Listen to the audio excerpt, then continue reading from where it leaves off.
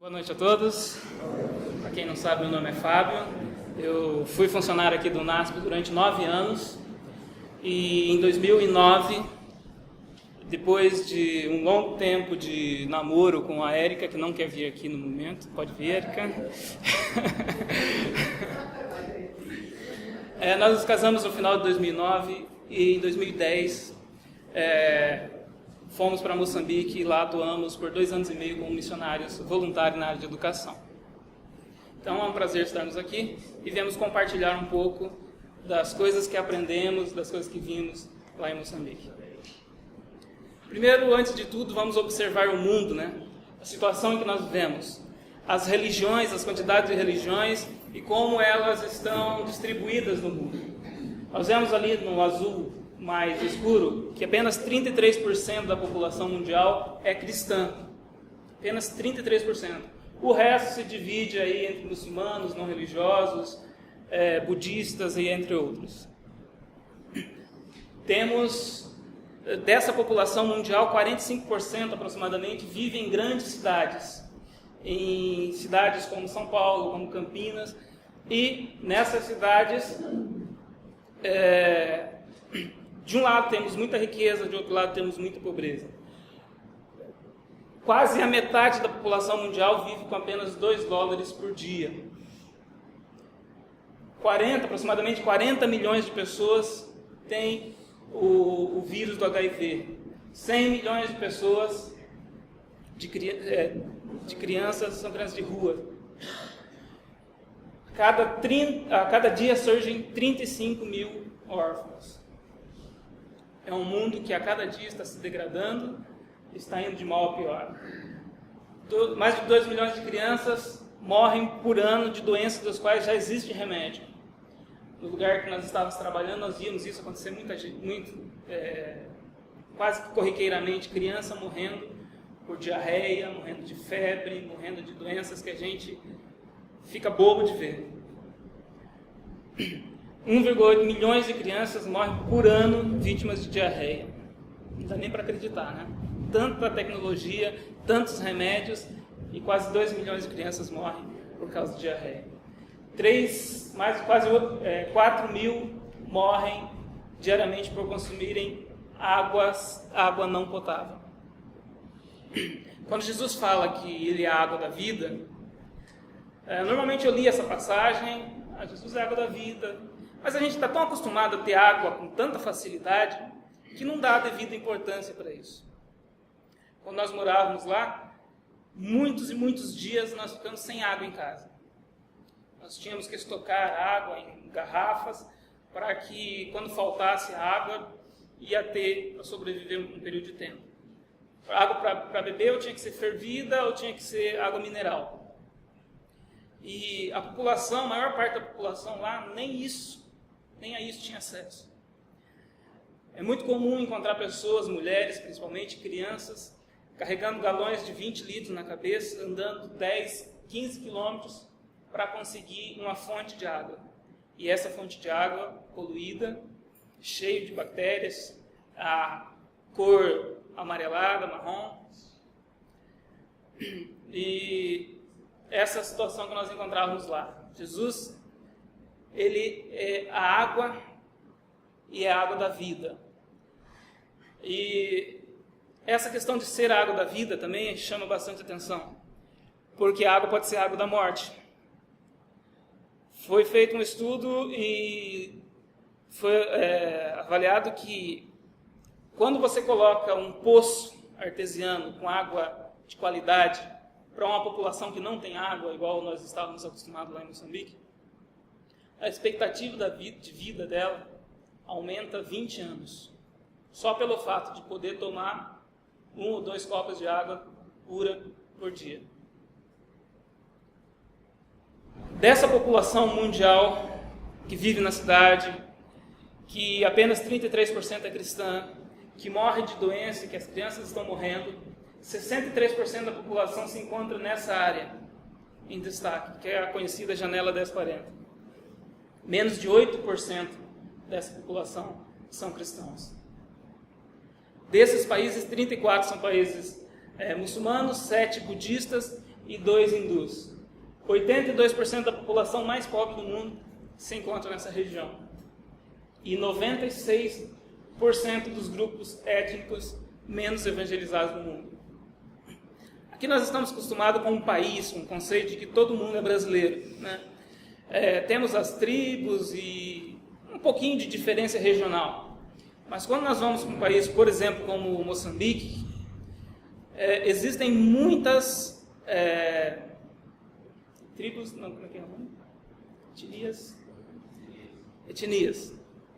Na nossa cidade, ela era dividida com 2 grupos. Cada grupo tinha sua língua, apesar da língua portuguesa ser oficial do país. Mas no país tem mais de 37 dialetos oficiais, além dos que não são oficiais. Pode voltar, por favor. E esses grupos não têm material traduzido para eles. Não tem quem saiba falar a língua deles e possa falar de Jesus. Pode passar o próximo. Então, quando nós abrimos a nossa Bíblia, nós vemos lá em Mateus 28, a grande comissão. Foi-me dada, e Jesus fala, foi-me dada toda a autoridade nos céus e na terra. Portanto, vão e façam discípulos por todas as nações, batizando-os em nome do Pai, do Filho e do Espírito Santo, ensinando-os a obedecer a tudo que eu lhes ordenei. E é uma promessa maravilhosa. E eu estarei com vocês para sempre, até os fins dos tempos. Jesus recebeu a autoridade e nos passou essa autoridade. Disse para nós irmos, para que nós batizássemos, para que nós ensinássemos. E Ele prometeu que ia estar conosco todos os dias. A grande comissão. Muita gente gostaria que fosse a grande sugestão. Ia ficar mais fácil, né? Grande sugestão. Ou então a grande opção. Mas é a grande comissão. Nós temos que ir. Foi Jesus que nos deu essa comissão. Como o pastor perguntou, quanto tempo vocês precisam? Eu falei, eu preciso de 4 horas. Passar todas as... Como não temos 4 horas, nós vamos passar rapidamente algumas imagens, sem comentar muito, e depois nós vamos direto para o trabalho que nós desenvolvemos lá. Então, algumas imagens de Moçambique, pode passar, a paisagem, a natureza, o lugar é muito bonito, porém, a pobreza está assolando a população. Você quer comentar de algum específico? Então a gente vai falar o que a gente viu lá, nesse lugar. Se você voltar um pouquinho só, como o Fábio falou no começo, é comum a gente encontrar lugares como esse, em que a única água armazenada é a água da chuva. Então quando seca a água desse buraco, já não tem mais para tomar também. Esses são os poços construídos por missionários, geralmente, onde as mamães carregam esses galões de 20 litros aqui. Então as crianças também deixam de ir para a escola para poder ajudar. Então eles só vão uma vez por dia, levam a água para casa e só retornam no dia seguinte. Esse é um banheiro típico, geralmente fora da casa. Então ele é coberto com tecido, plástico, o que é que se encontrem. Aí naquela vasilha redonda fica água e uma canequinha e eles tomam banho assim. Acho que 90% do nosso banho também foi assim. Não era num banheiro como esse, banheiro desse, mas não vinha água na torneira. Então a gente tomava com a canequinha como eles também. Esse é o vaso sanitário, conhecido a latrina. Quem é desbravador está acostumado com usar latrina, né? Então não teria problema. Essas são casas típicas, também comum, a maioria das casas feitas de madeira, barro e palha. A alvenaria ainda se encontra mais agora, mais nas grandes cidades, nas extremidades das cidades ou nas cidades pequenas, é esse tipo de casa que a gente vai encontrar.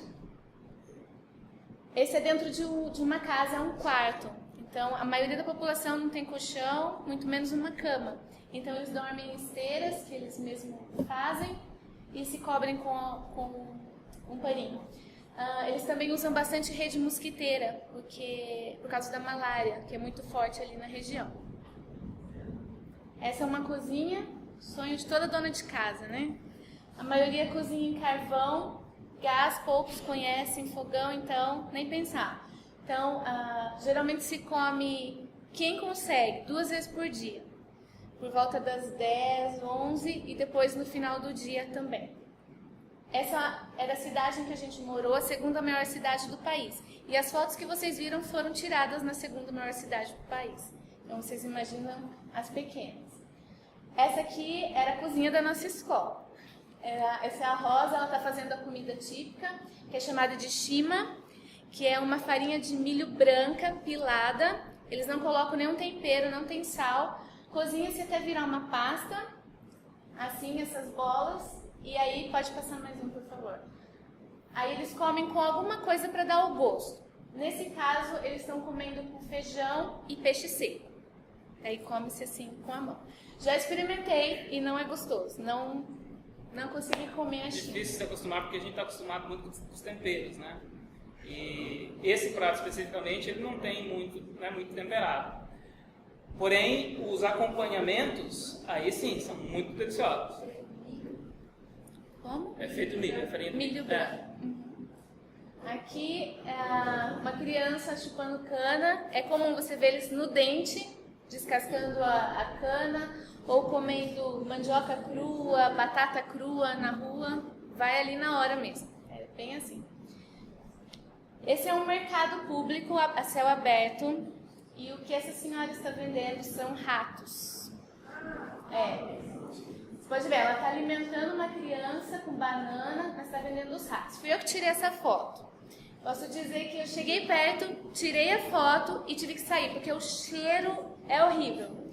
E as moscas vão em cima e não dá. Então alguns ainda comem. Essa é uma igreja. Você pode ver que tem a parede de concreto atrás, mas antes de ser levantado era só esse espaço aqui. Essa moça é a nossa amiga Ana, ela foi missionária ela também. Então provavelmente nessa igreja começou-se a construir as paredes, mas não teve os recursos para terminar. E é uma igreja adventista. Essa é uma outra igreja adventista com os irmãos. Olha essa. E a gente reclama da nossa, né? Porque o som não tá bom, o PowerPoint não funcionou. Tá sempre assim. Tá quente, não tem ar-condicionado, olha a situação. O ar-condicionado aí é bom. Essa é uma outra também. Essa aqui é o One Day Church, que é o projeto do Maranata, que são voluntários internacionais que constroem a igreja em um dia. Por isso que ela tem esse nome. Então eles vão onde tem a população adventista, levanta essa armação em um dia e aí a população fica responsável por colocar as paredes, ou de palha, de tijolo, aí depende da situação dos irmãos do local. Essa já é mais bonitinha. Foi feito esse projeto do Maranata, que além de construir a igreja, construía um poço. Foi construído mais de 700 poços artesianos no país. E a igreja adventista, em algumas regiões, é conhecida como igreja da água, que o povo vai para pegar a água. E normalmente, quando tem um poço, as pessoas cobram para ter acesso à água. E lá tem uma placa de que é livre, que todo mundo pode ir. E tem um texto da Bíblia também, de que Jesus é a água da vida. Então faz um serviço maravilhoso para a população. Essa também foi construída pelo Maranata e a parede também pelo Maranata. Por isso que ela é mais bem acabadinha, assim. Essa também era perto da nossa casa. De um dia, mas foi completada com tijolinhos e tudo mais. Então ficou bem bonitinho. É só o... Vamos ter que passar okay. pela escola. Tá. Pode ir passando vários aí. Isso aqui é uma escola sabatina. Eu vou falar rapidinho porque a gente não tem tempo. A escola sabatina das crianças, do lado de fora. A igreja, uma das igrejas que a gente frequentou era essa daí. Pode passar. Essas são as mamães usando as capulanas, que são os tecidos que elas amarram ao redor da cintura. E usam no dia a dia também para carregar a criança. O comércio ambulante nas ruas. Pode passar.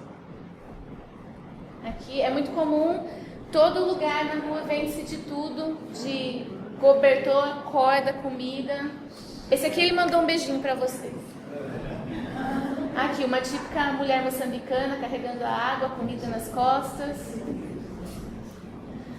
Uma coisa cultural, um pouco mais fora da cidade, quando alguém da família morre, constrói-se o túmulo ali mesmo, perto da casa. Então você pode ver, todos têm o mesmo nome e aí vão se enterrando as famílias ali. Aqui as mamães são chamadas de mamás. Toda mulher que casou faz parte desse grupo, são chamadas de dorcas, e elas cantam lindamente e ajudam também na programação da igreja, Santa Ceia. Esse é um transporte da cidade da Beira. Acredite. Essa foto está na internet, mas foi tirada numa cidade chamada Tete, uma cidade lá de Moçambique. Nós visitamos a cidade, mas não encontramos o rapaz aí. Não. Esse era o vídeo, né? Essas são algumas crianças assistindo também ao culto. É interessante que eles são muito criativos, então eles têm poucos recursos e daí eles têm que se virar. Tinha que levar o cabrito de um lado da cidade para outro, amarrou nas costas, pegou a bicicleta e foi. É o jeito mais fácil de fazer. Aqui o programa com as crianças, orando. Aqui você pode ver que ela está comendo um pãozinho, né? Quase toda criança em Moçambique, ela tem esse olharzinho triste. A primeira necessidade do ser humano é comida.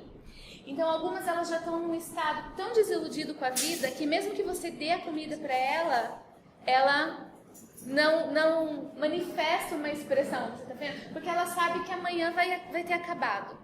É assim. Então, ela sabe que amanhã ela não tem mais. Então, eles vivem um pouco nessa desesperança com a vida. Estão cantando. Esse dialeto é o dialeto Manhaua. Eles estão cantando que o céu é um lugar bonito, onde nós vamos morar, um lugar de paz, onde não haverá mais morte nem dor, porque todos viveremos com Jesus. Esse lugar foi filmado onde começou a Igreja Adventista no país. E nós fizemos um programa lá de uma semana de evangelismo lá, 15 dias? Foram 15 dias. E no nosso evangelismo com as crianças tinha mais de 300 crianças. Para um campo quase, né? E é interessante que fica bem no meio do mato, você não vê casas. E daí de repente começa o programa, começa a vir gente de tudo quanto é lado e ansiosos para poder participar e tal. Nós estávamos com medo de fazer uma Santa Ceia, mostrar para eles como que é Santa Ceia, fazer um programa parecido. Por causa, não, vai trazer o pãozinho, porque a gente trouxe as bolachinhas, o suco, vai ser complicado de contê-los. Mas foi muito melhor do que até algumas nossas por aqui. Se comportaram, esperava todo mundo para participar junto, foi muito bonito, muito emocionante. Esse aqui é o que eles estavam cantando. É a fonética, tá bom? Não é escrita, porque eu não consigo escrever. Então, é mais ou menos assim que se lê na nossa língua, no português. Pode para eu ler?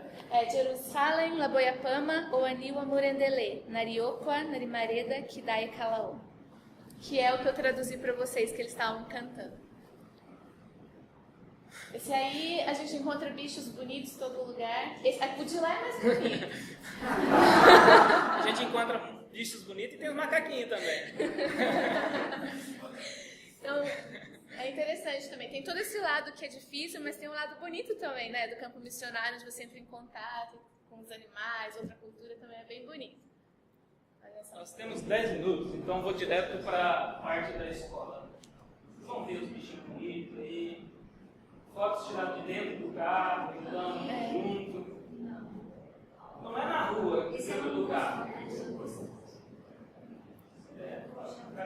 Esse aqui, suricate. Uma oportunidade muito, né, de alimentar um animal desse. E isso daí tentou me beijar. Era zoológico? Era um parque. É um parque. Aquela foto de leão, de elefante, nós tiramos dentro do carro, dentro de um parque também, o River Park. Na rua a gente não encontra esses tipos de animal, vai encontrar menor, né?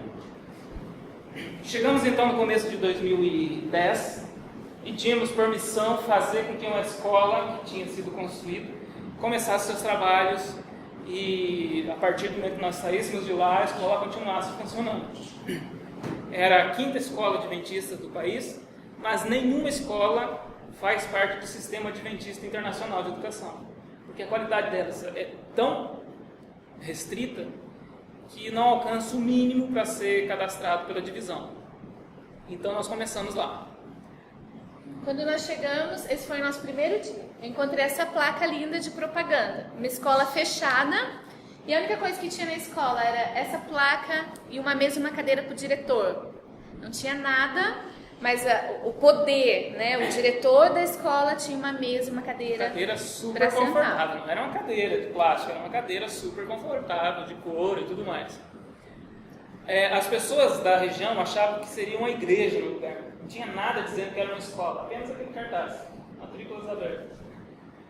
Dentro da escola estava assim, cheio de material de construção, todo sujo, tinha gente morando dentro, os construtores estavam morando dentro das salas de aula, e nós tínhamos uma semana para fazer com que a escola começasse a funcionar. Sem alunos, sem professores, sem quadros, sem carteira, sem nada.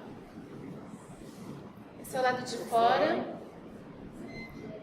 A gente começou limpando. Primeiro passo é limpar. Como não tinha funcionário lá, só tinha a pessoa que estava fazendo as matrículas, a gente chegou e aí, como é que a gente vai fazer para limpar? Onde que compra esfregão, onde que compra rodo? Fomos, compramos e começamos a trabalhar. Isso foi um impacto muito forte, porque na cultura daquele povo ali, da Cidade da Beira, o chefe, ele jamais vai limpar o chão. O diretor é o diretor, praticamente inatingível, né? Ele cuida da parte administrativa e fica lá. O aluno praticamente não consegue chegar para falar com o professor, com o diretor, porque ele tem que falar com o representante dos alunos, o representante dos alunos vai falar com o representante dos professores, que vai falar com o coordenador pedagógico, que vai falar com o diretor. Só que nós começamos a limpar o chão. Então, na hora que eles viram isso, eles falaram, não precisa, você não precisa fazer, deixa que eu faça. Porque, se eu sou secretário, eu não vou limpar. Mas se o diretor está fazendo, ele não pode fazer, deixa que eu faça no lugar dele. Então, era essa a cultura. Aqui foi o primeiro dia de aula, a gente começou com esse pouquinho de aluno, mais um pouquinho à tarde. Então, para uma semana até que foi bem, né? Deus abençoou o trabalho. Então, foram as primeiras crianças e os maiores. Então, de primeira a quinta classe, nós começamos no período da manhã e de sexta a oitavo, no primeiro ano, nós começamos à tarde.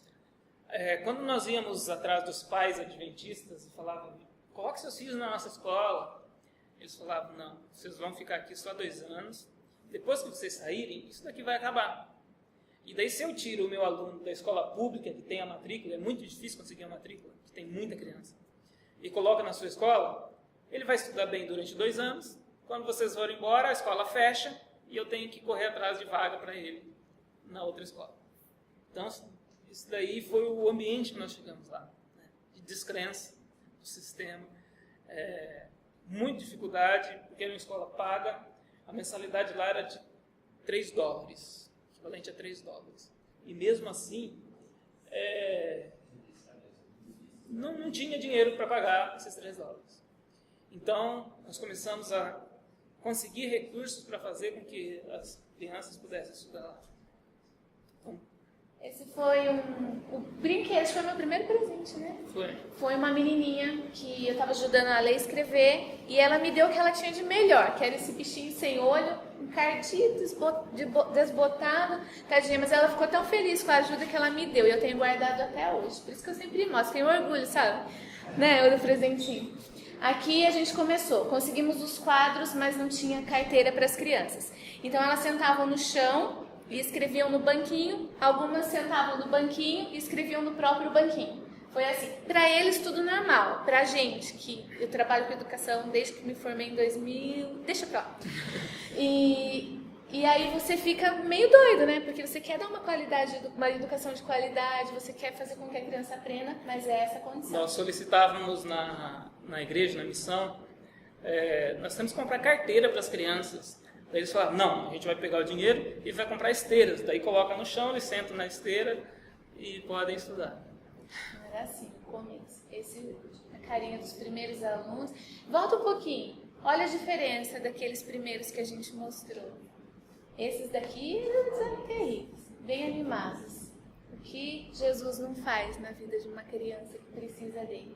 Aqui eles estão fazendo a aula de ofícios, né? Eles estão trabalhando barro e eles estão acostumados a construir o próprio brinquedo. Então ela está fazendo ali o corpinho de uma boneca. E nesse dia a gente sempre lembra dessa história. Ela terminou a boneca ali no capricho, a hora que ela acabou, ela destruiu. Aí a menininha que estava do lado falou: não, por que você fez isso? Uma boneca tão bonita. Falava que como essa criança não vai reagir se ela pegar uma boneca mesmo no colo, né? Mas é a realidade deles. Conseguimos também doações de uma pessoa de Portugal para oferecer um lanche por dia para as crianças. Porque criança com fome não aprende. E aí foi um problema no começo também. Primeiro, elas não estavam acostumadas a comer no meio da manhã. Então, como nós oferecíamos 9h30, 10 horas, já foi um problema. O segundo problema, elas não estavam acostumadas a comer.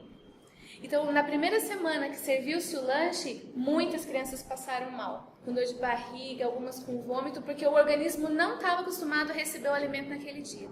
A região que a gente morava era afastada da cidade e era muito pobrezinha. Então, essas crianças comiam uma vez por dia quando comiam. Então, imagina você botar a comidinha ali no estômago dela de manhã, ia fazer mal mesmo. Mas passou a primeira semana, aí começou a seguir bem. O bairro que nós morávamos se chama Manga. Tem muitas mangueiras. E nesse período que tem muitas mangas, daí eles ficam comendo o dia inteiro. Que as mangas caem, eles saem de uma árvore, vão para outra e ficam o dia inteiro aproveitando daquela safra de manga. Mas quando não tem a manga, quando não tem as frutas, daí a situação fica difícil. Sentadinhos, lanchando também. Aí a nossa cozinha, já tinha mostrado antes. Aqui, de novo, na aula de ofícios, desde a primeira classe, 6 anos, eles aprendem a plantar. Porque se eles não plantam, eles passam mais mal ainda, né? Então, em casa eles têm horta, muitas famílias têm o que eles chamam de machamba, que é um pedaço de terra onde eles plantam ali, as mães vão de manhã, cuidam, voltam para casa, para poder ter o tomate deles, a alface deles, couve, mandioca, esses principalmente, né? Milho, né? E milho. As leis de educação são muito boas em Moçambique. Foram escritas maravilhosamente bem. Porém, nem 1/3 dela é cumprida, né? É interessante que o governo exige de nós, por ser uma escola particular, de que faça tudo. Inclusive tem uma cidade de Tete, a cidade que apareceu o cabrito nas costas da pessoa ali. Nós abrimos uma escola lá e o governo não quer deixar abrir. Porque ele vai, cada vez que vai fazer uma vistoria no prédio, ele arruma algum defeito para não deixar abrir. E já está 2 anos tentando abrir e sempre tem um empecilho, então, a lei é aplicada para a gente, mas para as escolas do governo é terrível. É criança pulando pela janela, indo para fora, brigando no quintal, é uma coisa assim incrível. Nós fizemos então a nossa horta, da verdura que colhia ali, já ajudava no próprio lanche deles, né? Plantamos tomate, alface, cenoura, repolho, cebola, um monte de coisa lá.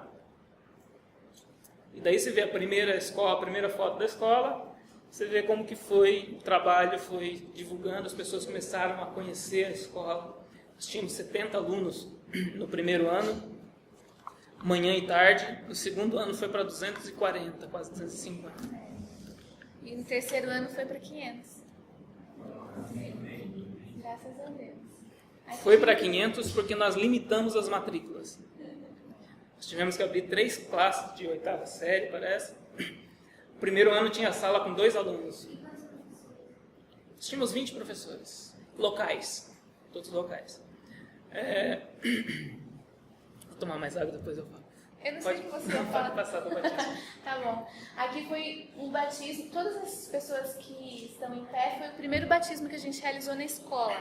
Ela é um galpãozão, como vocês viram assim. Então, naquele espaço a gente fez a igreja, e aí tinham as 3 salas desse lado e 3 desse lado. Então, nos fins de semana, a gente usava para a igreja. Esse evangelismo foi feito com o DVD do pastor Luiz Gonçalves. Então, cada noite a gente ia, cantava, apresentava, e as pessoas vinham. E no fim das 2 semanas foram 80 pessoas batizadas. Esse pastor é brasileiro. Na última semana, o pastor Gondinho, não sei se você... Gondinho, né? Não sei se vocês conhecem, ele foi dar aula para pastores. Conhece? Ele é do IAN. Ele foi dar aula para pastores em Moçambique e daí na última semana ele participou com a gente, daí a gente pediu para ele fazer os batismos também. Isso. No período ele estava com o professor de teologia do IAN. Aqui a escola, só o período da manhã. Nós fazíamos 2 semanas de oração por ano, né? E esse daqui era uma que a Érica estava fazendo, só com as criancinhas do período da manhã. Já uniformizados, vocês viram que bonito? E essa daí era o grupo da tarde, que era da quinta série em diante, e foi o que fez. Aqui pintando o nome da escola, tudo é burocrático em Moçambique. Para você botar o nome da escola leva meses. Essa foto a gente faz questão de apresentar porque deu muito trabalho para a gente receber autorização para pintar o nome da escola. Foram meses de trabalho, de documentos para conseguir. E nós tivemos sorte de ter conseguido um artista muito bom. Ele fez um trabalho fenomenal. O outro colégio que tentou fazer ficou muito feio, eles tiveram que apagar e fazer de novo. Aqui à frente também pintamos em cima. Pode passar mais um? Acabou. Então, esse foi o trabalho. Este ano de 2012, nós ficamos até lá, no ano de 2012, nós ficamos até o meio do ano. Daí voltamos para o Brasil. No período que nós estávamos lá, um dos doadores do colégio ofereceu uma bolsa de estudo para a Érica. E daí nós saímos no meio de 2012, fomos para os Estados Unidos, onde ela fez o mestrado dela. Durante esse período, para a escola aí de 70 alunos a 500, nós fizemos alguns cálculos e descobrimos que a mensalidade para manter uma criança durante um ano era de R$100. Por ano. R$100 se mantinha uma criança na nossa escola durante um ano. Então nós fizemos uma campanha aqui, em contato com a Rádio Novo Tempo, e conseguimos apadrinhar durante os 2 últimos anos que estivemos lá, 200 crianças mais ou menos. Então, a gente pegava os recursos aqui e investíamos na educação delas lá. Depois que nós voltamos para cá, no começo do ano 2013, foi feito o processo de matrículas e foi matriculado 800 crianças. As pessoas ainda iam na escola e falavam, essa daqui é a escola dos diretores brancos, né? Daí eles, a escola dos diretores brancos, tem que matricular. E matriculou, cresceu bastante. A nossa preocupação é que a escola já não tem mais como crescer, porque são 6 salas apenas. E daí acaba colocando uma superlotação de 100 crianças na sala, então acaba prejudicando a qualidade. Mas tudo que foi feito lá, nós não tínhamos recursos nenhum. Nós damos graças a Deus, porque Ele nos colocou lá e Ele nos enviou pessoas ajudadoras, pessoas para nos ajudar, e o trabalho foi feito, e o nome de Deus foi louvado, e a escola se tornou referência. Pessoas vinham do centro da cidade para estudar na escola, porque começaram a saber que ali tinha uma escola que tinha um diferencial. E esse diferencial era a Bíblia, era o amor de Jesus, que nós tentávamos transmitir para as crianças. Eram crianças tão carentes, que todo dia eu tentava ir ou para recepcioná-los, ou para despedir.